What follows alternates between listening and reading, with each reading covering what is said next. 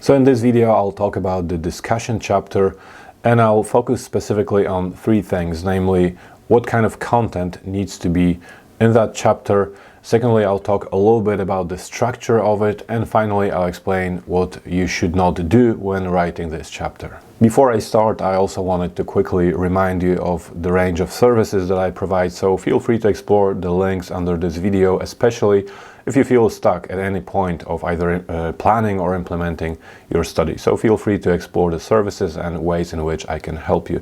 But now let's get back to the discussion chapter. It is a very important chapter, and how well it is written will determine the outcome of your work. It will determine how the reader evaluates what you did, evaluates your findings. So basically, if you do not pay attention to writing a good discussion chapter, all you're doing is showing the reader your results, but you're not really explaining what happens next. So you're not helping the reader understand how these results will be used to, for example, answer the research question. He or she will not understand whether these results are valuable in any way, whether they support the available literature, so how they are situated within the available and existing studies. So all kinds of things. So you're basically just showing them. I like to use a food analogy here, as I always do or often do. You're showing them some ingredients, but you're not really showing the reader what to cook out of these ingredients. And this is a kind of comparison that I often make when I explain what the discussion chapter should be about and how it differs from the results chapter. So basically, the results chapter is where you're laying out all the ingredients. The discussion chapter is where you're explaining what to do, what to cook out of these ingredients. So it's not that impressive to see that somebody just lays out all these ingredients. So if you think about cooking, if somebody just showed you a whole range of different things and salt and peppers and ingredients, there's nothing impressive about it. But what is impressive is if they can convince you that they know how to cook something nice out of these ingredients. So same thing relates and refers to the discussion chapter. You need to convince the reader that these results that you just show them in the results chapter actually mean something. Otherwise, they will either not know what they mean at all, or maybe they will know what these results mean, but they will not be convinced that you know what they mean. So in either case, it's not a good outcome. So as I said again, pay a lot of attention to writing your discussion chapter. What definitely does not help here is that it can be quite a tricky and quite a challenging chapter to write. And there are so many different approaches, and there are hardly any guidelines as to what exactly needs to go there, which is not without reason, because as I'll explain in this video, what goes into that chapter really depends and varies from one study to another. So it depends on you and what you decide to discuss in that chapter. At the same time, there are different universities that have different guidelines as to the general content that needs to go there. So some universities prefer results and discussion together. Other universities ask the students to describe the limitations and the contributions and the implications in that chapter. But yet other universities just want the discussion. So in this video, I just want to focus on that. I just want to explain what goes in a discussion chapter if all that is required of you is to discuss your findings. So despite all these different approaches and differences as to what goes into that chapter, there are three things that will always have to be found there. And these are references to the literature that you presented in the literature review chapter.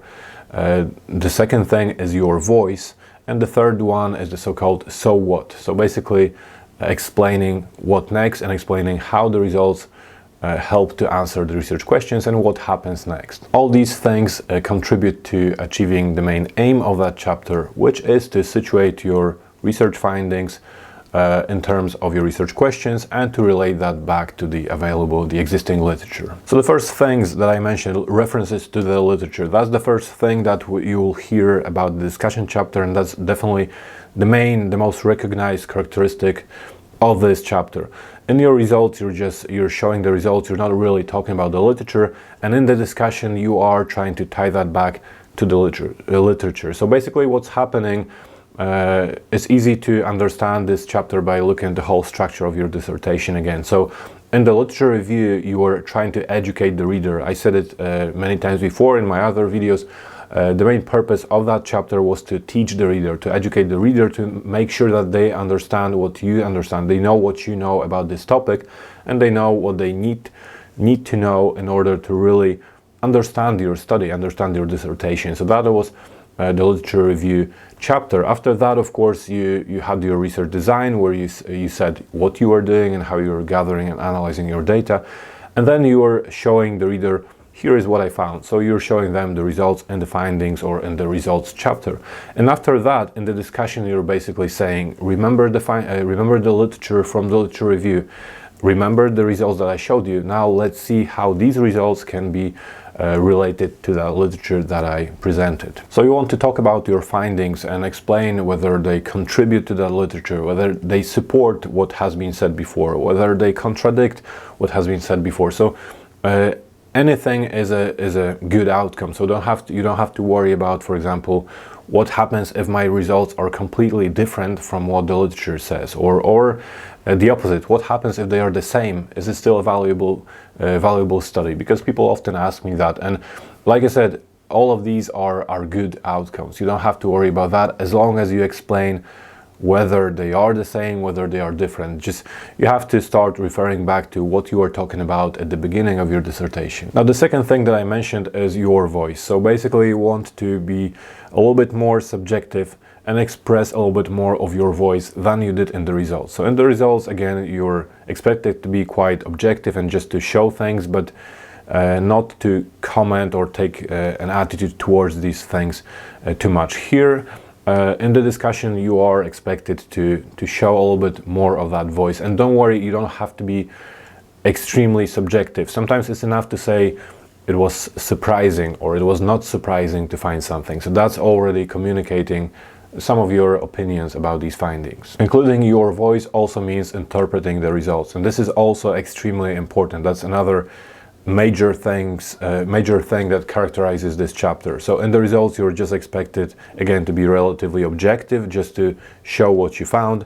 And here, if there is any kind of interpretation that you want to put forward, this is where you want to have it, in the discussion chapter. Again, this does not mean that you have to interpret everything, you have to put forward some complex explanations or theories, but if there is anything like that, you would want to include it in this chapter. So if you have a suspicion, you have a little emerging theory or assumption about one of the findings or why this happened, you may suggest it, you may put forward this assumption in this chapter. And this will also very often link to what I said before, namely to talking about the previous literature. So these elements will overlap. So you may, for example, have a suggestion that this finding or this thing happens because of whatever, here is your suggestion or your idea, and then you can support this claim with the available literature, with the literature that you presented in the literature review.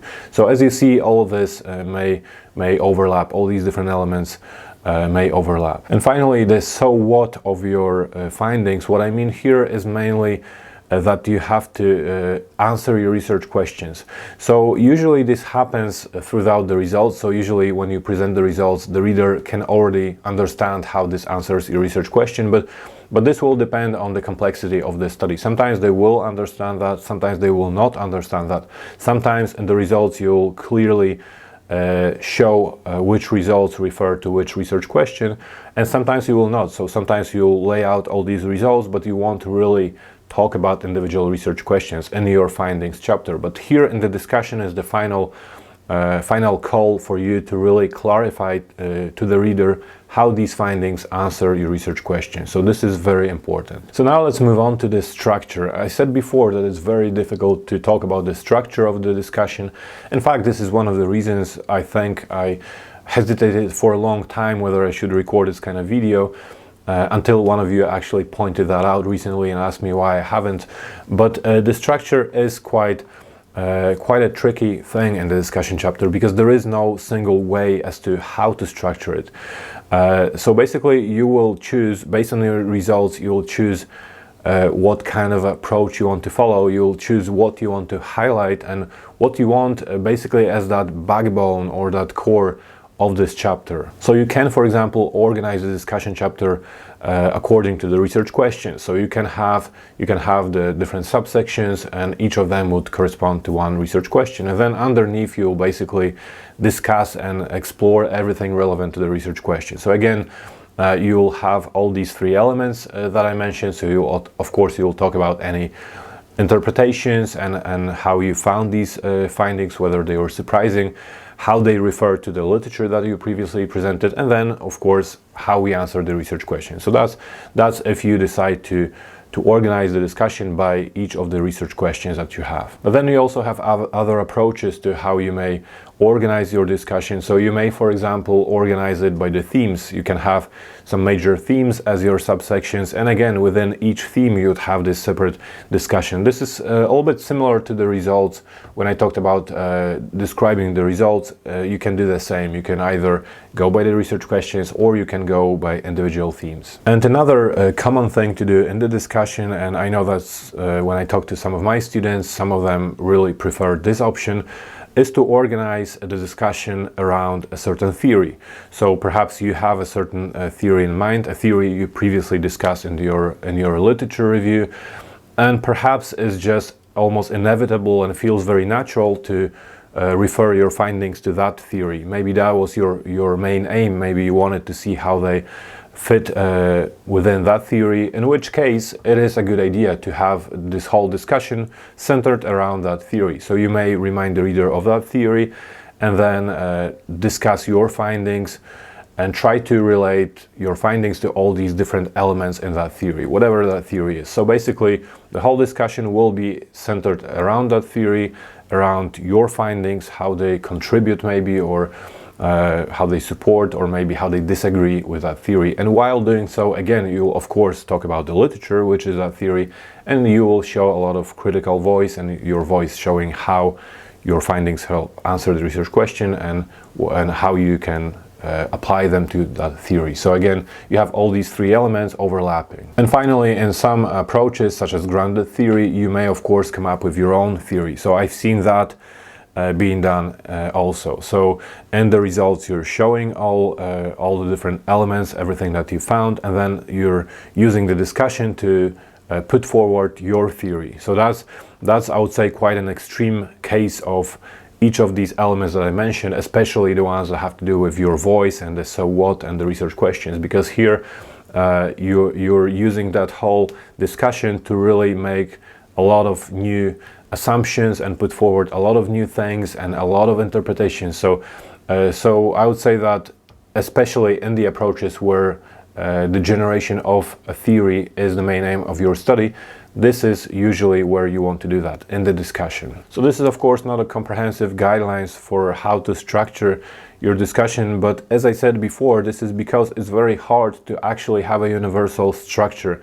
This will all depend on which way you want to go, and to some of you it may feel like it's quite stressful and you may feel anxious to do that because you don't have these specific guidelines. But on the other hand, think about this as an advantage of and a good thing about writing this chapter, because you really get to choose how you want to structure it. You get to choose what you want to be put at the center of that whole discussion. So it is your decision. And remember about the aim of this chapter, remember that you are helping the reader appreciate the findings, appreciate your work, and understand how it contributes to the previous literature. So that's again the main aim of this chapter, which means that you get to choose how you want to achieve that aim. And finally, just a quick note on what not to do. As I said, there are things that you should try to avoid in this chapter. And there are two things really that I want to discuss here. One of them is you absolutely cannot and should not introduce new literature. And now this is important because I'm pretty sure that there will be new literature to explore. Once you get your results and you start to try to maybe plan your discussion, you're going back to the literature, going back to the theory. What happens next very often is that you start to notice new things and you start to have new leads and basically explore new literature, because now you're finding finding this whole broad body of literature that talks about the things that you found. So again, this is very common and happens a lot. So what this means is that now you're exploring all these new concepts because maybe you found something in your study, but you didn't know what it's called officially in the literature. Now you need to know that, so you're exploring these theories, these new concepts, and that's fine, and that's something you will be doing. But the thing is that now you also have to go back to your literature review chapter, and you have to include all these things in the literature review chapter. So that's what you need to do to make sure that later on, when you talk about this theory and these findings, they are not new findings, and the reader has already seen that stuff in the literature review. And the second thing that you should not do when writing the discussion chapter, and this is a very similar point, you should not introduce new findings. Just like you should not introduce new literature, you should not introduce new findings. So even if you decide, again, maybe when thinking about that developing theory, or when making some new interpretations, you're deciding that you want to use something that you previously maybe didn't pay much attention to in your findings, you have to go back and revisit the findings chapter and include that finding there. So even if you're using some quotes from your data, and this is important, these quotes again should not be new quotes. So make sure to go back to your results or your findings chapter and use these quotes as well. So the rule is that there should not be anything new that the reader has not seen before in the discussion chapter. No new literature and no new findings. The only thing that is new is, of course, your voice and your interpretations, but nothing more than that. So this is all about the discussion chapter. I hope that you learned something new. If you did, please like the video to help others find it, and feel free to comment under the video if you have any questions about the discussion chapter.